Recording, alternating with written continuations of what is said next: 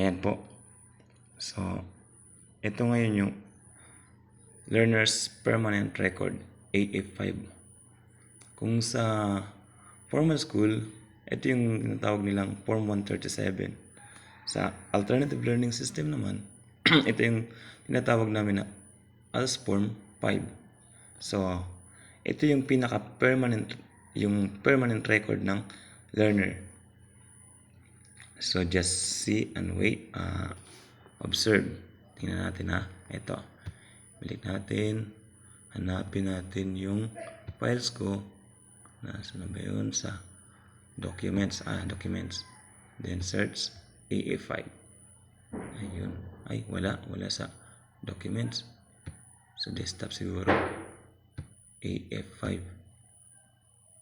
Ayun. Working on it. Ito siguro. Ito ba yun?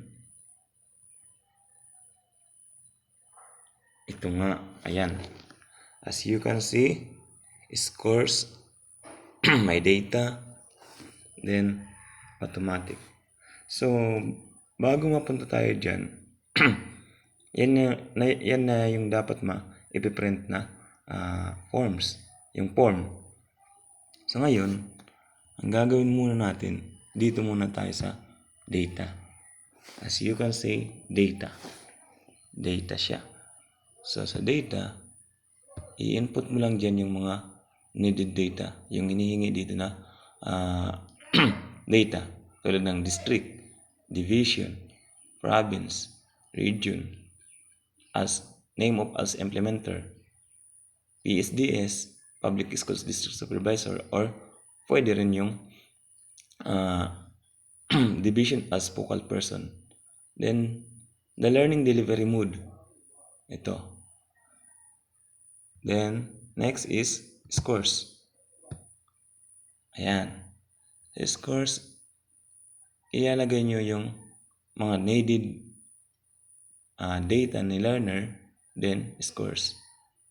LRN, Learner's Reference Number. Ayan. Then first name. Then, middle name.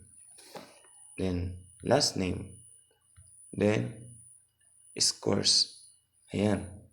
Sa scores, ayan. Scores. So, continuation lang pala sa data. Sex, male, then birthday. Ayan. Yung birthday niya.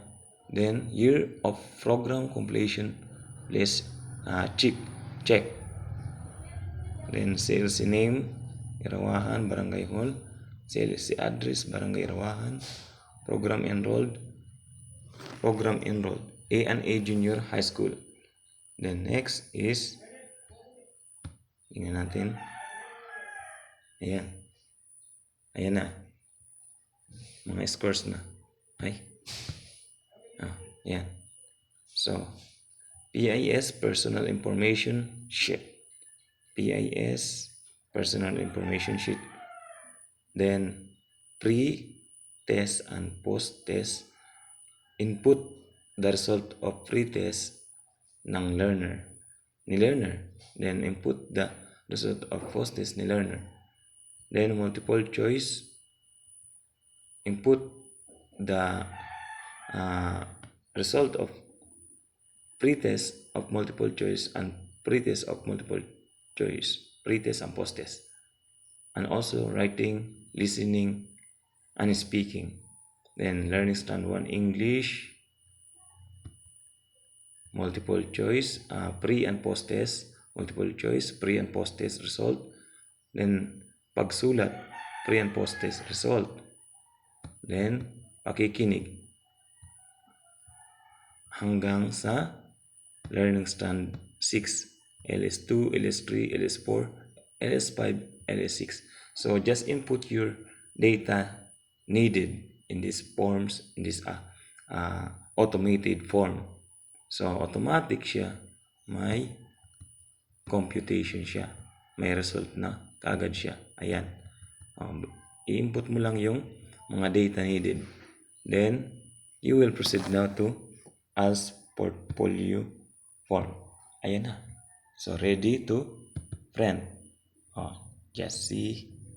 Diba? Ang dali.